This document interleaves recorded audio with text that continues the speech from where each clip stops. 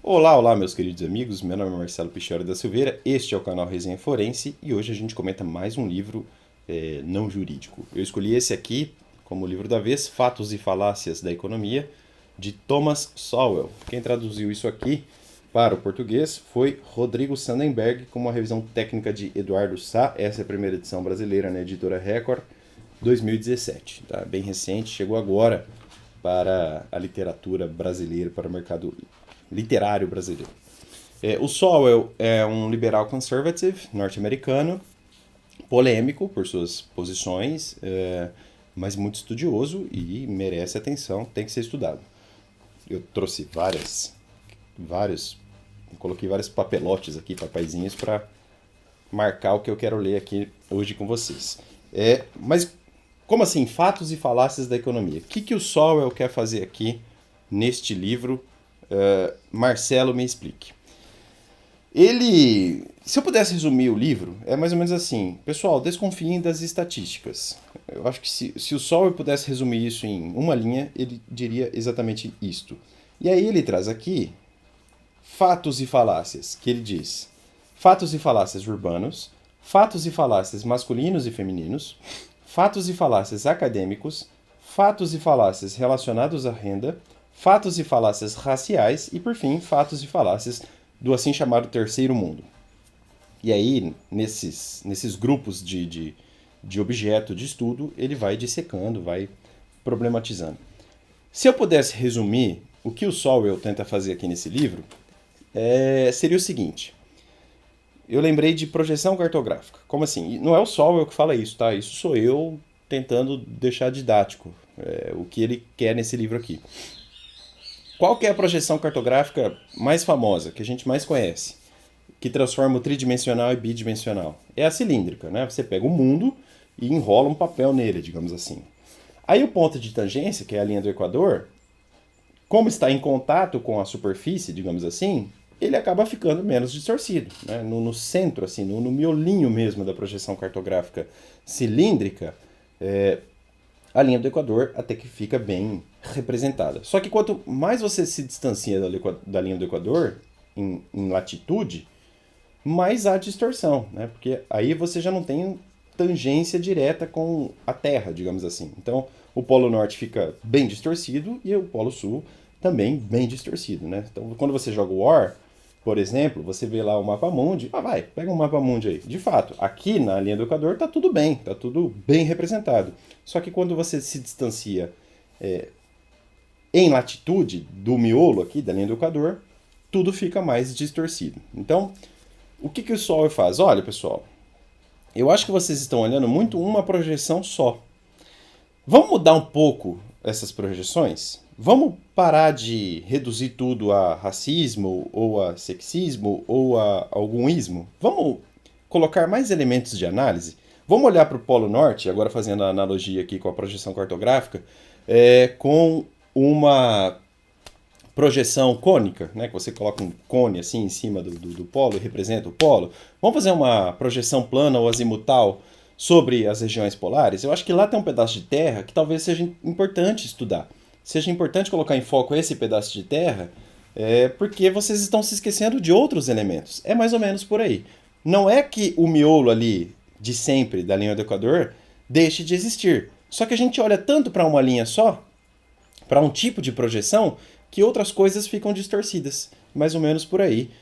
Claro, a analogia de minha parte, talvez ela seja infeliz, mas eu acho que ela tem o mérito de ser didática. É mais ou menos o que o Sowell tenta fazer nesse livro com esses grupos de fatos e falácias.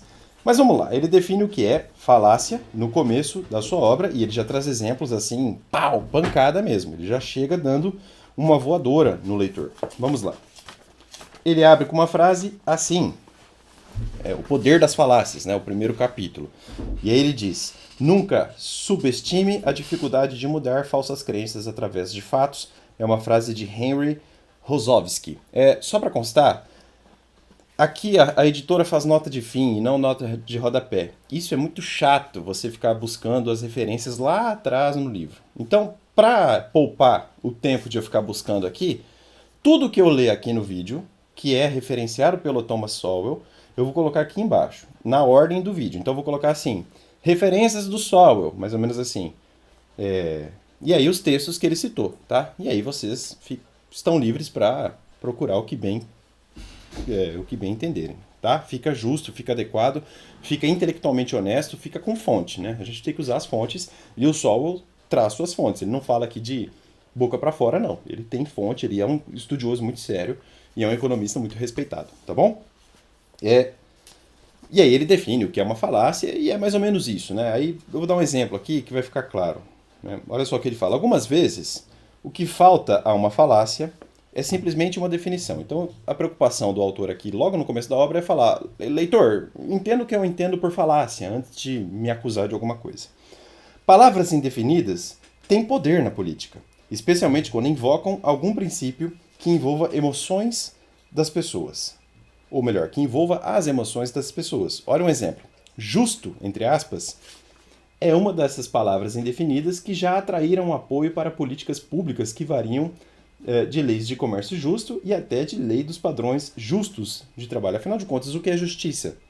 Tem até um livro do Hans Kelsen perguntando, né, o que é justiça? Eu não sei.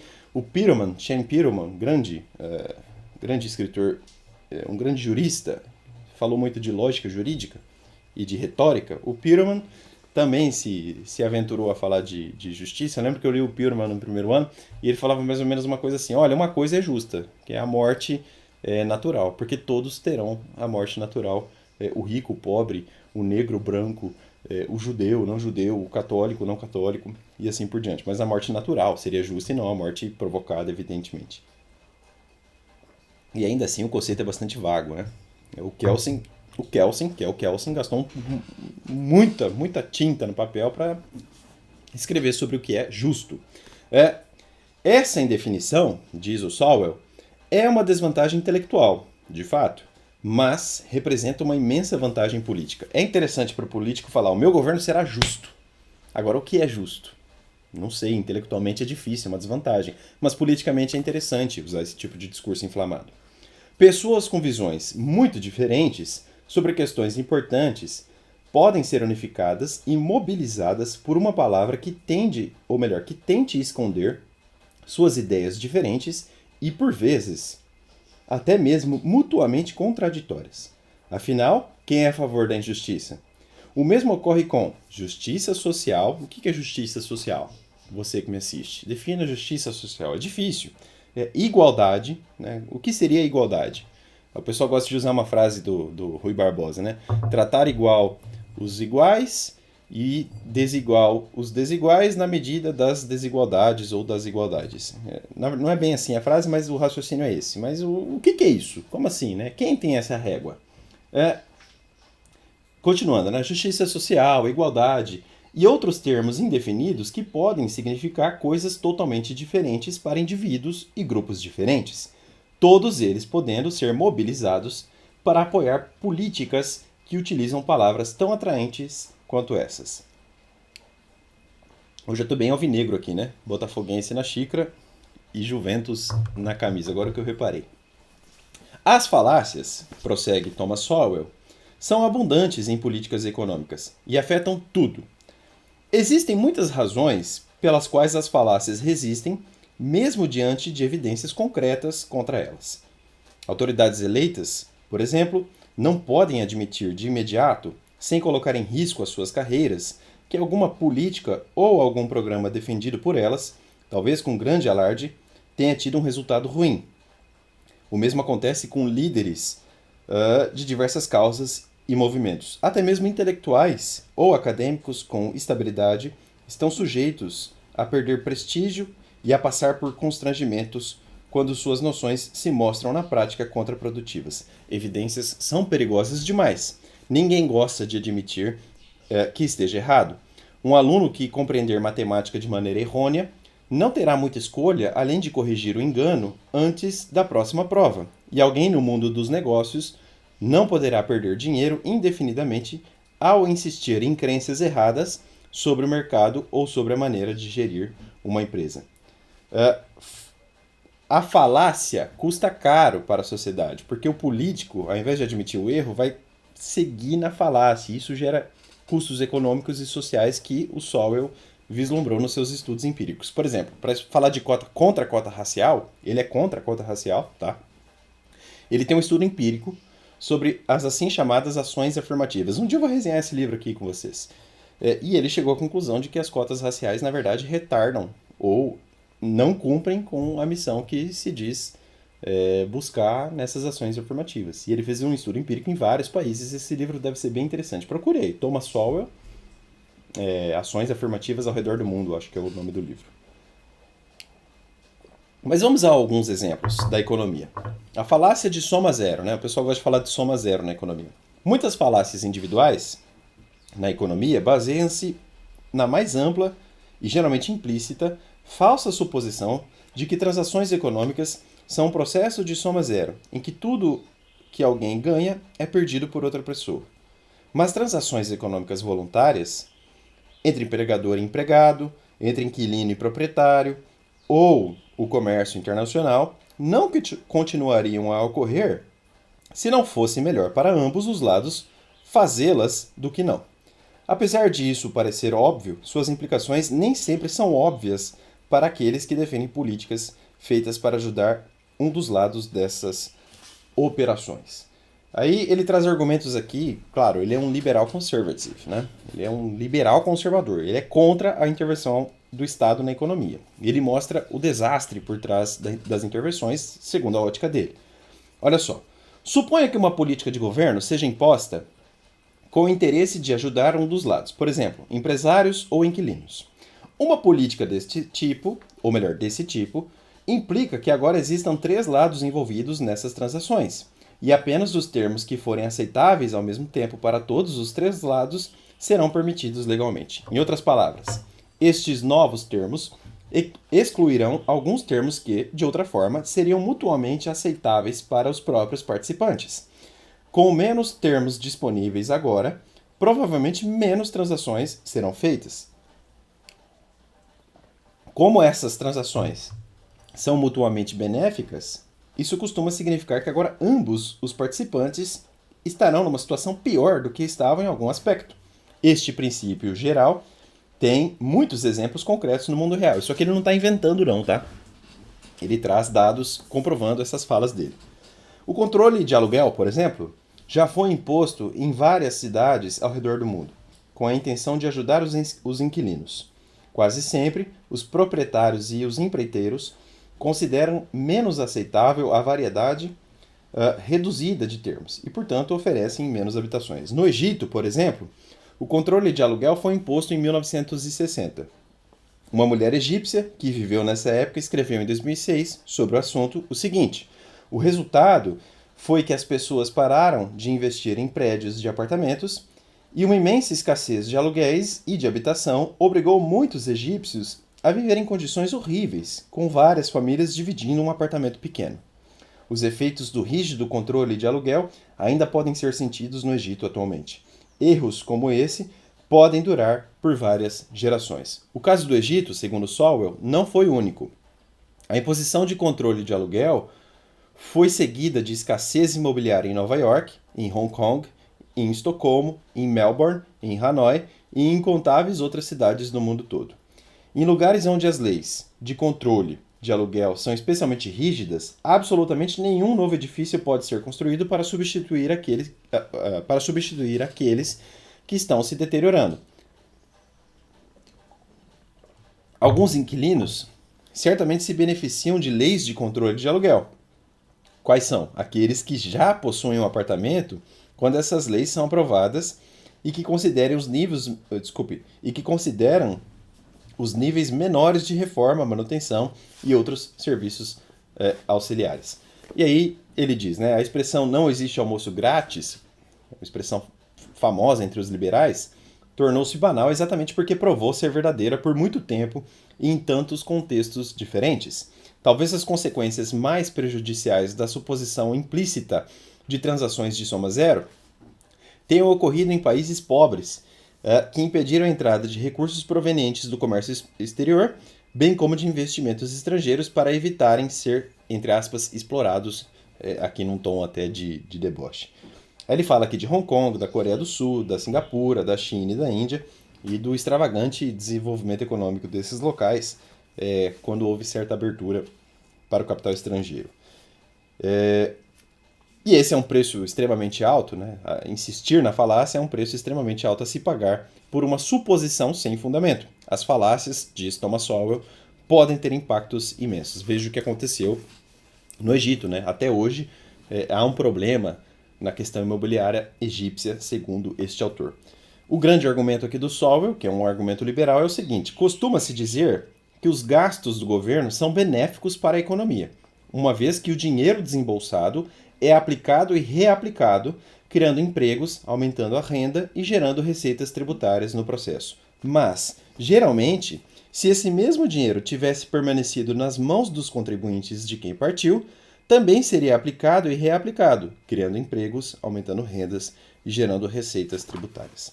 Pulando um pouco, vamos falar agora dos fatos e falácias urbanos. Falar brevemente. Ele traz algumas questões sobre o transporte urbano, imputa algumas falácias, mas isso aqui não é muito interessante para a resenha. Vamos falar agora de habitação.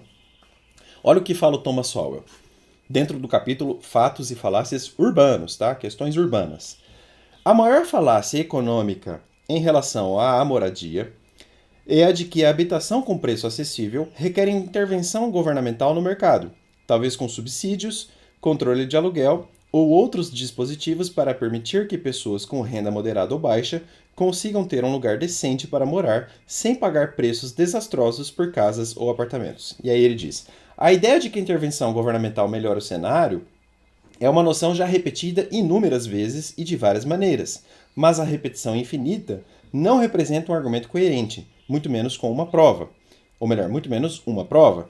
Quando passamos da retórica política aos fatos concretos, descobrimos que esses fatos dizem exatamente o contrário daquilo que é afirmado na política e em boa parte da mídia. Foi exatamente a intervenção governamental em mercados imobiliários que fez com que a habitação tivesse um preço inviável. Tanto a história quanto a economia do mercado imobiliário demonstram isso. E aí ele traz vários trechos da obra. Claro que eu não vou ler tudo aqui, você tem que comprar o livro, seria injusto com a editora. Tá? Olha o que ele fala, por exemplo, sobre os aspectos mais históricos. A década de 1970 marcou o início das restrições governamentais à construção de casas e apartamentos. Isso aqui na realidade norte-americana, né? Essa mesma década marcou o aumento meteórico dos preços de imóveis nos lugares onde a intervenção foi especialmente rigorosa, como o litoral da Califórnia. Enquanto muitas cidades e condados nos estados da Califórnia, de Oregon, do Havaí e de Vermont criaram leis e políticas habitacionais restritivas durante a década de 1970, muitos outros lugares não tomaram essa iniciativa ou fizeram em épocas diferentes. Os aumentos dos valores refletiram essas mudanças. Um estudo econômico sobre os preços imobiliários concluiu o seguinte, eu vou colocar referências sempre aqui embaixo, tá? Lembrando isso. Na maioria dos casos, a década em que os mercados imobiliários tornaram-se inviáveis em termos de preços, seguiu de perto a aprovação de leis estaduais de gestão de crescimento ou planejamento local restritivo. Ainda dentro dos fatos e falácias urbanos, olha só os efeitos liberais no custo dos imóveis. Olha o que fala o Thomas Sowell, que é um liberal conservative, vale lembrar.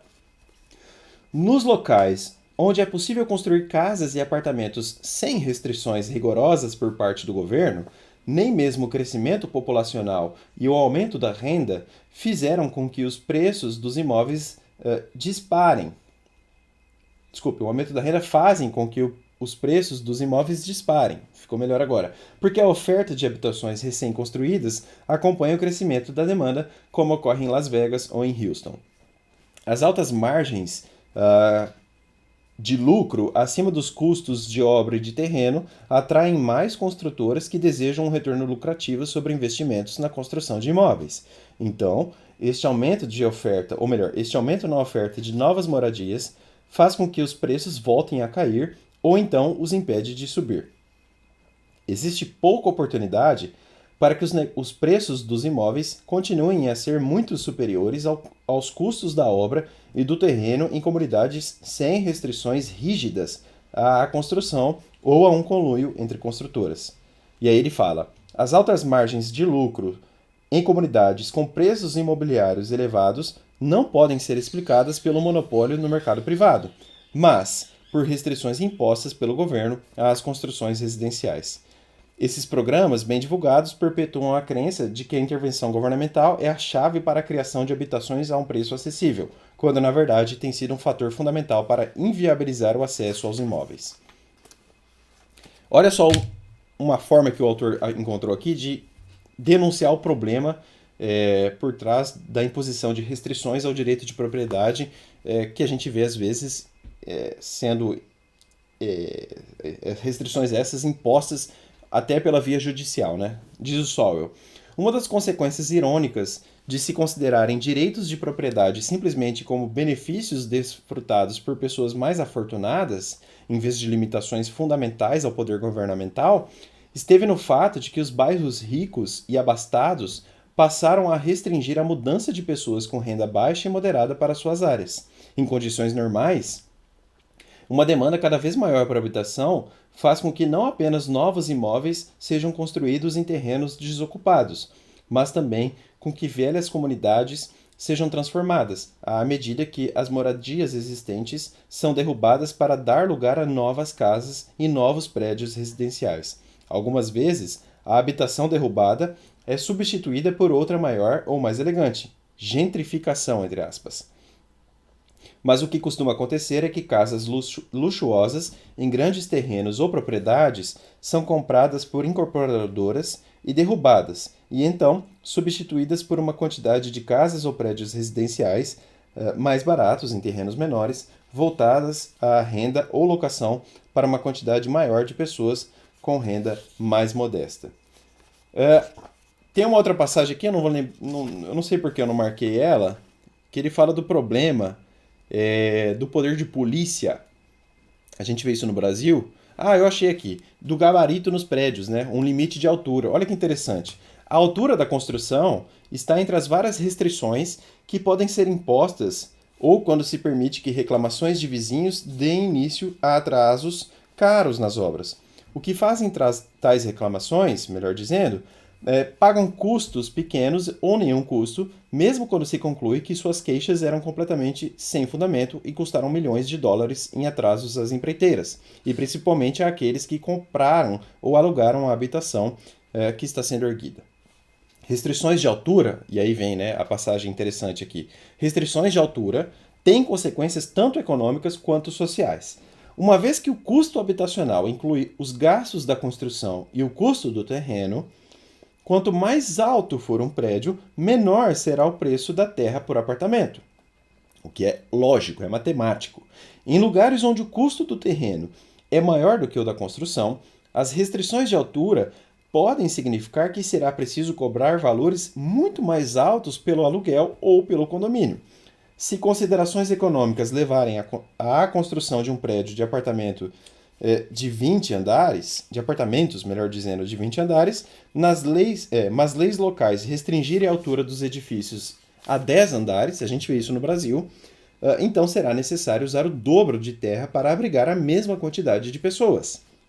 Além disso, se uma comunidade não puder se expandir para cima, se expandirá para fora, causando deslocamentos maiores para o trabalho, mas congestionamentos e quase inevitavelmente mais fatalidades nas rodovias. Tudo isso além de aluguéis mais caros. Né? Então, olha só o preço por trás de uma intervenção estatal. A gente acha que o governo vai deixar tudo melhor e muitas vezes pode atrapalhar, segundo a visão do Sowell. Aí ele fala aqui dos fatos e falácias masculinos e femininos. Eu acho que é a parte mais polêmica do livro, porque ele explora o gap, a diferença salarial entre homem e mulher. Tem uma entrevista aqui, eu acho que é Cat Newman, acho que é o nome da apresentadora, fez com Jordan Peterson, que é mais ou menos o que o Thomas Sowell fala aqui. Tá, a diferença salarial existe? Existe. Mas, lembra que eu falei da cartografia? Vamos parar de olhar só a linha do Equador? Vamos fazer uma projeção azimutal em outros trechos de terra? Vamos ver outros problemas por trás disso? Vamos atacar o problema em outras frentes, melhor dizendo? É isso que o Thomas Sowell faz. Ele diz, não, tá, existe a diferença? Beleza, mas o que gera essa diferença? Seria só o machismo? Não tem outros fatores, outros elementos? Né? A mulher às vezes não quer ter um filho. Um homem que tem mais força física não acaba dando mais tempo de serviço e lutando mais tempo para chegar no auge da sua carreira? Sem nenhum preconceito aqui, tá, pessoal? Mas o fato é que a mulher tem essa trágica escolha na vida dela, né? Uma hora a porta do útero fecha, né? E a mulher que quer ter filho acaba pensando duas vezes se quer ou não prosseguir na carreira, se quer ou não uma promoção. Isso tem um custo, né? É uma realidade. Então, o fato de haver esse gap não quer dizer necessariamente que o gap exista. O que eu quero falar por gap é a divergência salarial de homem e mulher.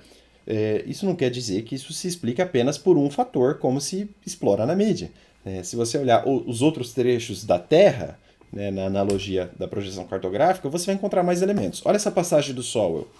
Do Sowell. Só para constar, o Jordan Peterson, ele fala, olha, tá, isso aí existe, mas isso é 1/20 da análise. Existem outros fatores por trás dessa divergência salarial. E o Sowell faz mais ou menos isso. Olha, ao invés de falar, pegar a estatística bruta e jogar na cara de todo mundo e por indução chegar a uma conclusão, que tal? E aí, por indução, eu até quero... Um dia eu vou resenhar esse livro aqui, eu tô lendo ele, Karl Popper, A Lógica da Pesquisa Científica. Ele traz algumas ponderações interessantes sobre o método indutivo. Mas, tirante isso, o que o Sowell faz? Tá, vamos parar de olhar assim e vamos falar então que talvez existam negros ricos e brancos pobres? Porque aí a gente também chega em questões interessantes, né? Talvez um branco pobre não tenha a cota racial que tenha um negro rico. E aí? Isso não te faz pensar um pouco? Vamos cortar essa estatística em vários estratos e analisar em várias profissões. Vamos olhar a renda dessas pessoas, de onde elas vêm, qual é o nível sociocultural dessas pessoas e assim por diante. Não simplesmente pegar um dado e jogar na cara de todo mundo. Olha só o que fala o Thomas Sowell. Essa distribuição ocupacional, falando do que ele chama de fato e falácia masculino e feminino. Essa distribuição ocupacional tem implicações econômicas evidentes, uma vez que os mineradores ganham quase o dobro da renda de auxiliares de escritório, quando ambos trabalham em período integral e o ano inteiro. Ainda existe um bônus pago a trabalhadores que fazem serviço físico pesado e insalubre, que costuma se sobrepor ao trabalho que exige força física. Enquanto 54% da mão de obra são compostos de homens, o sexo masculino responde por 92% das mortes relacionadas com o trabalho. 92% das mortes relacionadas com o trabalho, segundo a fonte de Thomas Sowell. E aí? Será que não tem uma explicação por trás disso? Será que isso não influencia no salário? Será que o risco não majora o salário dessas pessoas? Fica a questão. Pulando um pouco, e eu quero evitar polêmica aqui, tá? Eu quero ser um cara ponderado aqui no canal. Eu não quero acabar com o debate, só quero majorar o debate com outros pontos de vista. Vamos falar agora de fatos e falácias acadêmicos, segundo o autor. Olha um problema sério que ele descreve aqui na sua obra. Deixa eu só tomar um gole de água. Isso está ficando comum, tá? Olha o que ele fala. Os cursos específicos oferecidos em faculdades e universidades também costumam refletir mais a conveniência dos professores do que as necessidades educacionais dos alunos. Por exemplo, um departamento de História pode oferecer um curso sobre a história do cinema ou da produção de vinhos e deixar de fora uma disciplina sobre a história do Império Romano ou da Europa medieval, apesar do fato de que cursos mais amplos ofereceriam muito mais ideias sobre a maneira pela qual a civilização ocidental se desenvolveu e o mundo atual evoluiu. Isso, para a realidade norte-americana, talvez se aplique um pouco ao Brasil. Olha só. Como os professores precisam de pesquisas para avançar nas suas carreiras, a começar com suas teses de doutorado, seu foco deve estar voltado para algum tema sobre o qual não se escreveu com muita profundidade antes.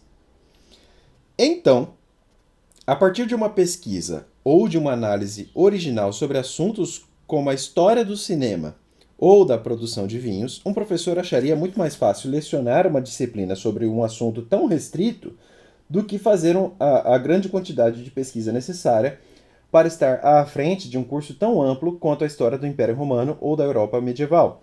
Pesquisa que provavelmente não terá um retorno em termos de publicação, mas talvez, que os dois assuntos já foram amplamente pesquisados e já se escreveu muito sobre esses temas por várias gerações. Isso é muito interessante, a gente vê na academia um Fordismo, né? Então o sujeito inventa um tema, não que inventar um tema seja algo ruim, mas ele requenta esse negócio sem parar, e os temas gerais acabam ficando para trás, né?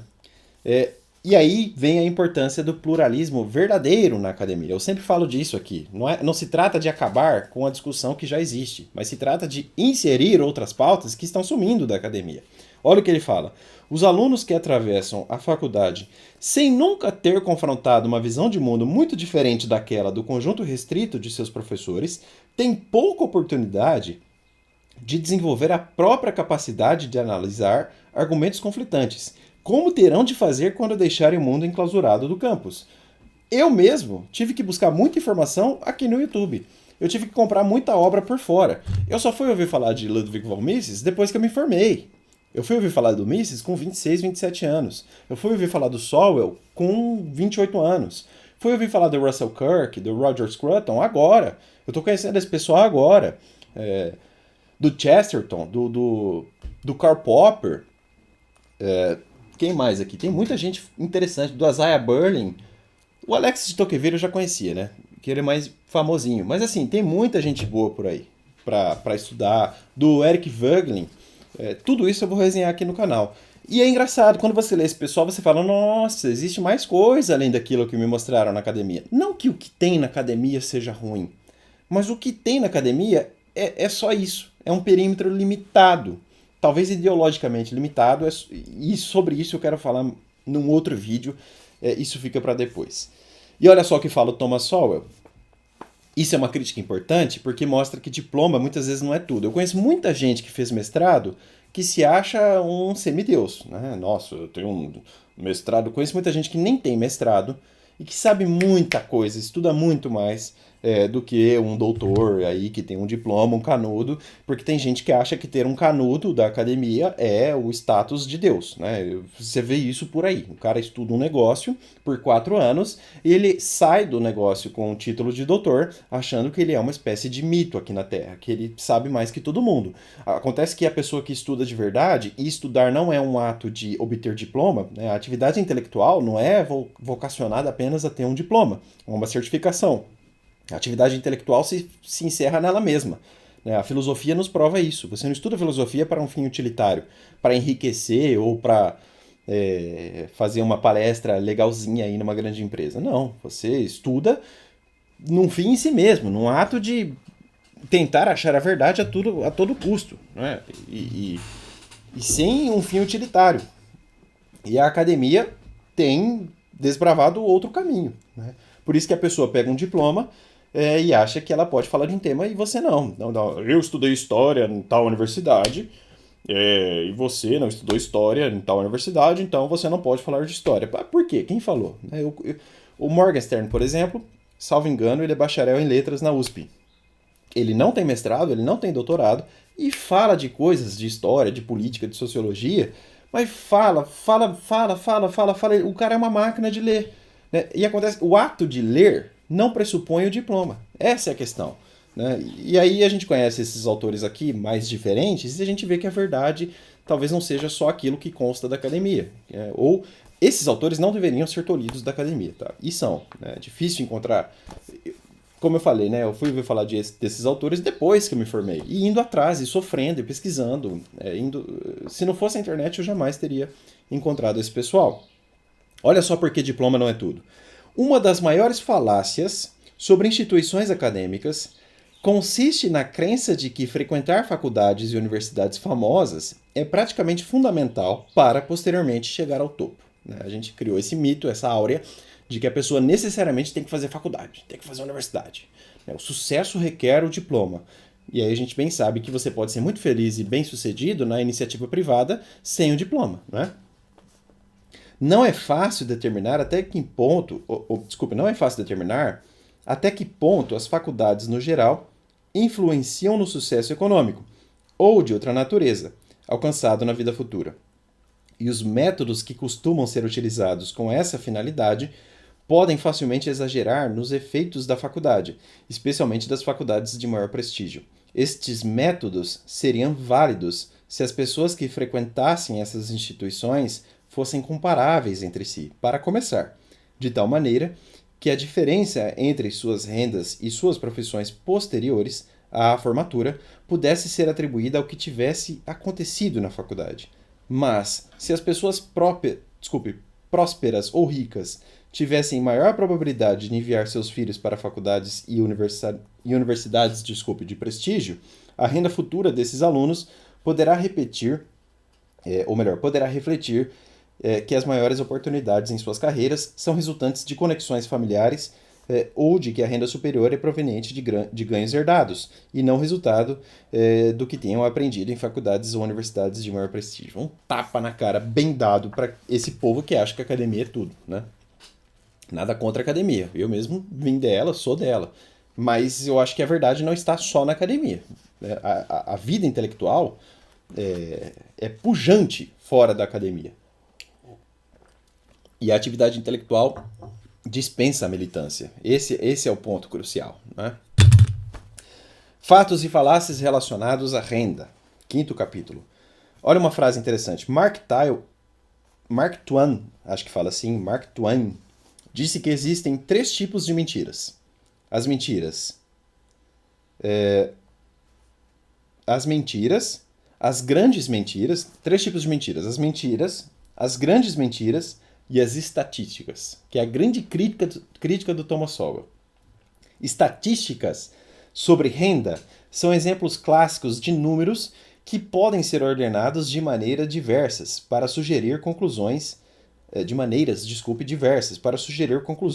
não simplesmente diferentes, mas totalmente opostas. Entre o abundante estoque de falácias sobre renda e riqueza estão as seguintes. 1. Exceto pelos ricos, a renda dos norte-americanos se estagnou por vários anos. 2. A classe média norte-americana tem diminuído. Como eu falei, ele fala muito da realidade norte-americana, tá? 3. Ao longo dos anos, os pobres têm ficado mais pobres. 4. Os executivos ganham muito, melhor dizendo, em detrimento tanto dos acionistas quanto dos consumidores. Aí ele fala, existem estatísticas que podem ser citadas para sustentar cada uma dessas proposições. É muito fácil argumentar na internet. Você vai no Google, procura estatística, e aí por indução você chega aonde você quer chegar. Você só escolhe a estatística, fica ao gosto do freguês, né? E outras, ou até mesmo as mesmas, observadas de outro ponto de vista, que podem fazer com que essas proposições desabem como um castelo de cartas. Então, você usa uma estatística contra a minha ideia, eu vou lá, acho outra e jogo contra você. Porque eu manipulo os números, ou faço uma interpretação indutiva do jeito que eu quero e chego a uma conclusão abstrata, genérica e válida e universal, né? Você vê isso em muito debate por aí. Olha o que ele fala aqui, renda dos trabalhadores. Algumas pessoas negam que a renda dos trabalhadores norte-americanos tenha aumentado em termos absolutos recentemente. Essas alegações exigem um escrutínio cuidadoso dos dados. Não podemos simplesmente aceitar afirmações gerais de que dados provam, entre aspas, uma ou outra coisa, sem analisar as definições utilizadas e observar quais fatores foram incluídos e omitidos na compilação dos números. Esse é um resumo do Sowell, né, nessa obra. O termo, entre aspas, trabalhadores, amontoa empregados que trabalham tanto em período integral quanto em meio período. E os que trabalham meio período têm sido uma proporção cada vez maior do total. Estes ganham menos por semana do que os trabalhadores em período integral, tanto porque trabalham menos horas, quanto porque costumam ganhar menos por hora. Outra passagem interessante aqui, quanto a fato e falácia relacionada à renda. A maioria dos impostos é paga por pessoas que têm renda acima da média, e a maior parte do dinheiro das pessoas no nível de renda mais baixo vem de transferências feitas pelo governo. Os dados sobre a renda exageram as diferenças entre padrões de vida reais.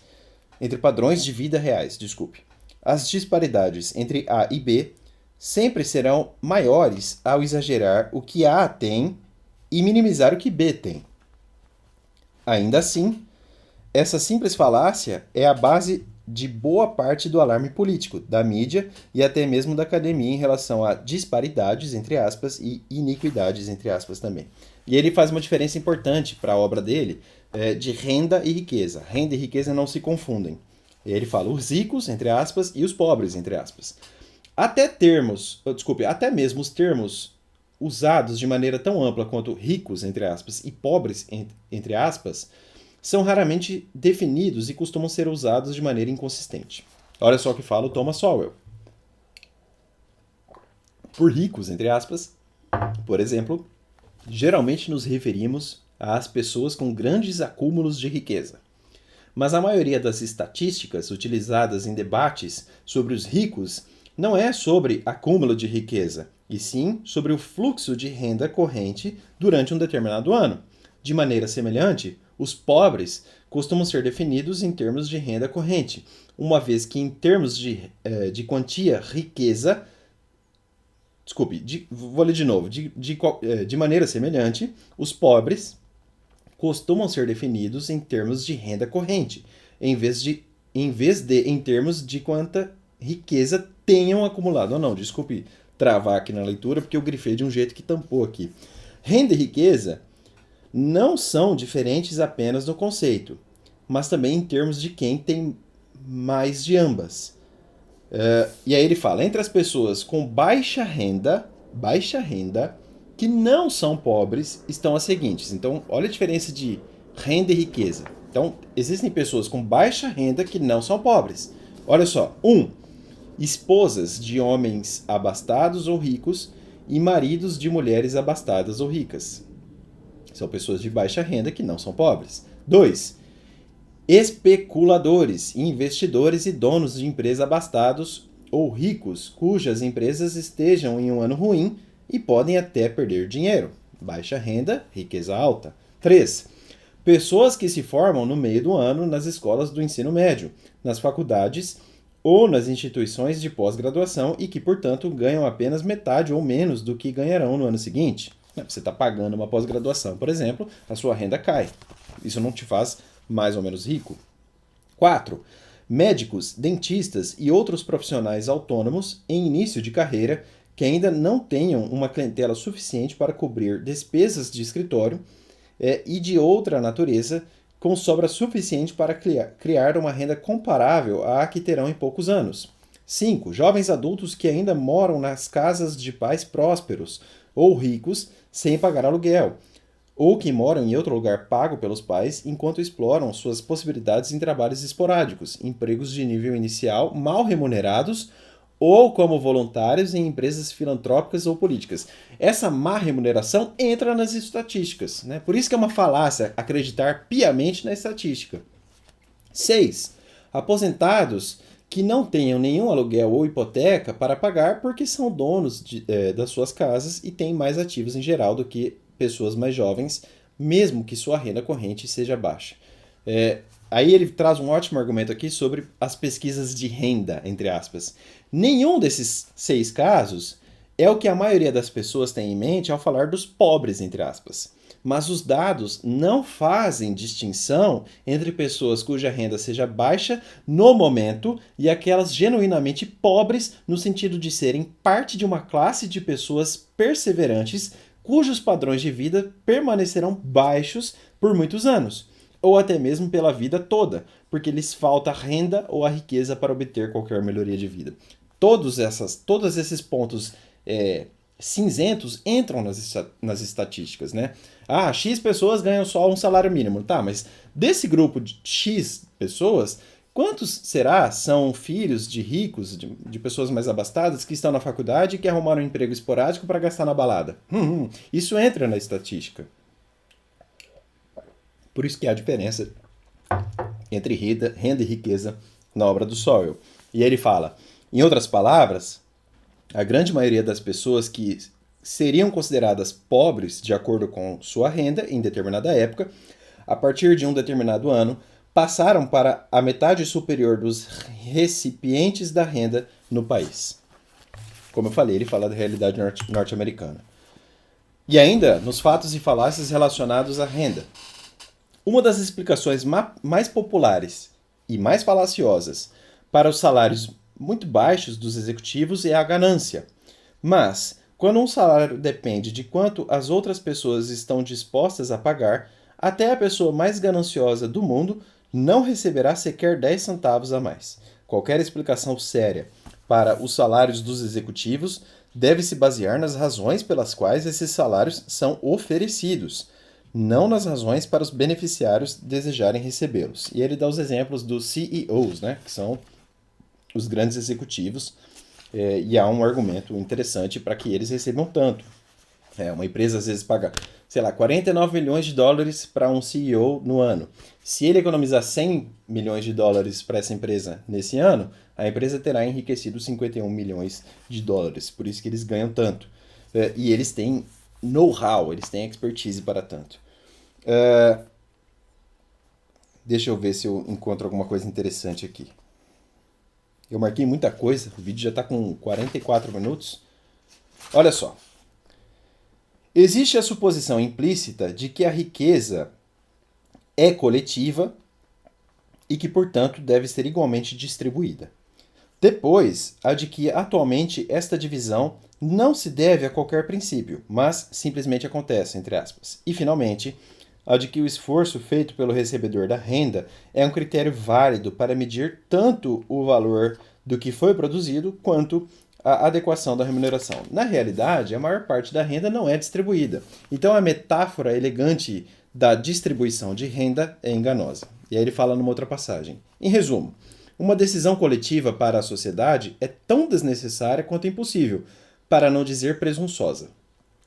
Não se trata de recompensar esforços ou méritos, ou seja, os insumos, mas de assegurar que seus resultados tenham valores determinados por aqueles que os utilizam, em vez de por terceiros. Se o prazer de ver uma criança como estrela de cinema, é isso que está aqui? Como estrela de cinema, é isso. É mais valorizado por milhões de espectadores do que o benefício de uma quantidade muito menor de pessoas obtém com a compra do produto do trabalho árduo dispensado pela mãe dessa criança, com que direito George Bernard Shaw, que é um autor que ele cita aqui, ou qualquer outra pessoa tem autorização para vetar as escolhas de todas essas pessoas sobre o que devem fazer com o próprio dinheiro? E ele faz uma comparação dos CEOs que ganham tanto com os pilotos de avião. Olha o que ele fala. Será que alguém diria que o pagamento de um piloto de avião é financiado pelo prejuízo de passageiros ou acionistas da empresa aérea, mesmo que as duas partes sejam beneficiadas pelo resultado dos serviços prestados? Será que alguém sequer imaginaria que um piloto seja tão bom quanto qualquer outro no que diz respeito a pilotar um avião comercial, com centenas de pessoas a bordo, de tal maneira que empregar um piloto de pulverização de lavouras para pilotar um avião comercial com o menor salário deixaria os acionistas e os passageiros em situação melhor? Ainda assim, este é o tipo de raciocínio, ou falta de raciocínio, que costuma ser aplicado quando se debate o pagamento de CEOs. E praticamente de mais ninguém em nenhum outro campo, inclusive atletas profissionais ou artistas que têm rendas semelhantes ou maiores. Talvez a suposição mais falaciosa de todas seja a de que pessoas de fora, sem experiência nem perícia, possam tomar decisões melhores, baseadas em reações emocionais, do que as tomadas por aqueles que têm tanto experiência quanto perícia, além de interesse nos resultados.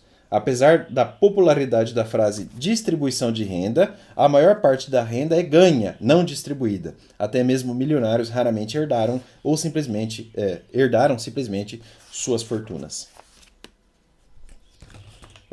Aí ele fala de fatos e falácias raciais e ele lembra que a raça pode ser discutida como sendo uma realidade social com um componente biológico. No entanto, as consequências dessa realidade social já foram muito graves e continuam a ser. As consequências das falácias relativas à raça também são graves. Entre elas estão as afirmações de que a raça foi a base da escravidão e de que o racismo é a principal razão para existir diferenças entre negros e brancos em termos tanto de renda quanto de todos os aspectos da vida que dependem da renda. Além disso, costuma haver uma suposição implícita de que o racismo e discriminação não são tão proximamente relacionados que seus índices aumentam ou diminuem juntos, quando na verdade, conforme veremos, sabe-se que algumas épocas e lugares onde havia mais racismo apresentaram menos discriminação e pode haver discriminação sem racismo. À espreita, no contexto de algumas discussões sobre raça, está o questionamento sobre as raças, ou melhor, sobre se as raças são diferentes em termos de inteligência inata ou não, uma questão que tem gerado falácias para os envolvidos em ambos os lados da questão. Quando ele fala de escravidão, ele traz aspectos interessantes. Ele lembra que a escravidão foi um fenômeno mundial histórico e não só do Ocidente, nem só nessa relação África-Estados Unidos, África-Brasil. Olha o que ele fala. Além dos próprios males durante seu próprio tempo, a escravidão gerou falácias que perduram até o nosso tempo, confundindo muitas questões da atualidade. O eminente historiador Daniel Boorstin disse algo que muitos acadêmicos conheciam bem, mas era totalmente desconhecido do público em geral, quando observou que, com o transporte maciço para o hemisfério ocidental de africanos em regime de escravidão, agora pela primeira vez na história ocidental, o status de escravo coincidia com uma diferença de raça. Muito interessante essa colocação. Durante vários séculos, os europeus escravizaram outros europeus, os asiáticos escravizaram outros asiáticos e africanos escravizaram outros africanos. Basta ver o Egito, né? O povo egípcio escravizou muita gente. E a gente vê isso até no Antigo Testamento da Bíblia. Apenas na Era Moderna passou a haver tanto a riqueza quanto a tecnologia para se organizar o transporte maciço de pessoas por um oceano, como escravos ou imigrantes livres. Os europeus também não foram os únicos a transportar massas de seres humanos escravizados de um continente para o outro. Apenas os piratas da Berbéria, no norte da África, capturaram e escravizaram pelo menos 1 milhão de europeus entre 1500 e 1800, de forma que o número de europeus submetidos à servidão na África foi maior do que o número de africanos levados como escravos para os Estados Unidos e para as colônias que dariam origem ao país. Além disso, europeus ainda eram comprados e vendidos nos mercados de escravos do mundo islâmico décadas depois de os negros terem sido libertados nos Estados Unidos. Eu vou colocar as referências do Thomas Sowell aqui embaixo. E aí ele continua, né? A escravidão foi uma instituição praticamente universal em países de todo o mundo durante milhares de anos de registros históricos. Com efeito, evidências arqueológicas sugerem que os seres humanos aprenderam a escravizar outros seres humanos antes de aprender a escrever. Então é um fenômeno transcendental e muito antigo. Uma das várias falácias sobre escravidão, a de que sua prática se baseava apenas na raça, é sustentada pela simples, porém difundida, prática de abordar exclusivamente a escravização de africanos por europeus, como se fosse algo singular, em vez de parte de uma tragédia humana mundial muito maior. O racismo teve origem na escravidão africana, especialmente nos Estados Unidos, mas a escravidão surgiu milhares de anos antes do racismo. Europeus já haviam escravizado outros europeus durante vários séculos, antes de o primeiro africano ser trazido como escravo para o hemisfério ocidental. Veja que em Roma, escravo era res, era coisa, né? Podia ser vendido como se coisa fosse, não era sujeito de direitos. E aí ele traz exemplos estatísticos diferentes para começar a problematizar, né? Ele mostra que já na década de 1980, casais negros com ensino superior ganhavam um pouco mais do que casais brancos com a mesma formação. Vou colocar a referência aqui embaixo e há outras passagens aqui que se eu ficar lendo vai deixar a resenha mais cansativa do que já deve estar. 51 minutos de vídeo. Aí ele traz um exemplo aqui de uma pesquisa que saiu na mídia norte-americana, de que os empréstimos para negros teria maior índice de indeferimento, segundo uma pesquisa lá, do que os empréstimos para brancos. E ele também problematiza essa questão com novos olhares, com novas perspectivas, aquela ideia do mapa que eu coloquei aqui. Eu não vou citar tudo que eu separei, vou até tirar os papeizinhos aqui. Ele faz uma crítica aqui ao Lenin, e o Lenin foi um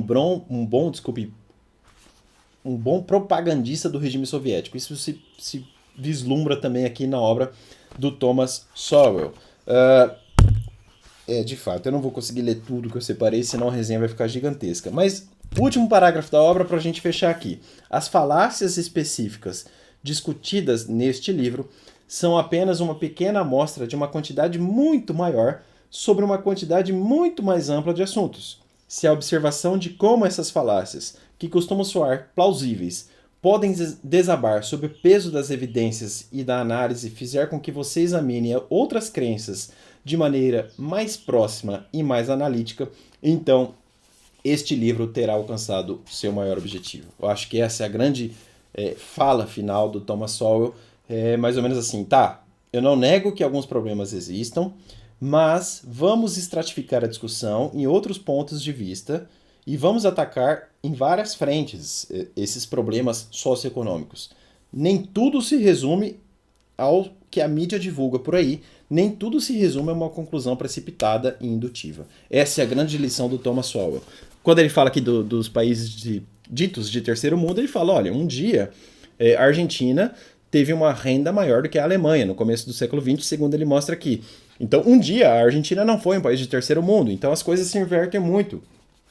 Além disso, há questões geográficas por trás disso, né? Um dia uma cachoeira pode ter sido um declive de água, pode ter sido um empecilho territorial para transporte. No outro dia, isso aí vira uma fonte de energia hidrelétrica. Então, as questões variam muito ao longo do tempo. É difícil você chegar a conclusões precipitadas. Recomendo fortemente a compra desse livro. O Thomas Sowell faz você pensar bastante. Espero que vocês tenham gostado. Eu volto já já com mais resenha, com mais livro no canal Resenha Forense. Até mais. Obrigado, pessoal.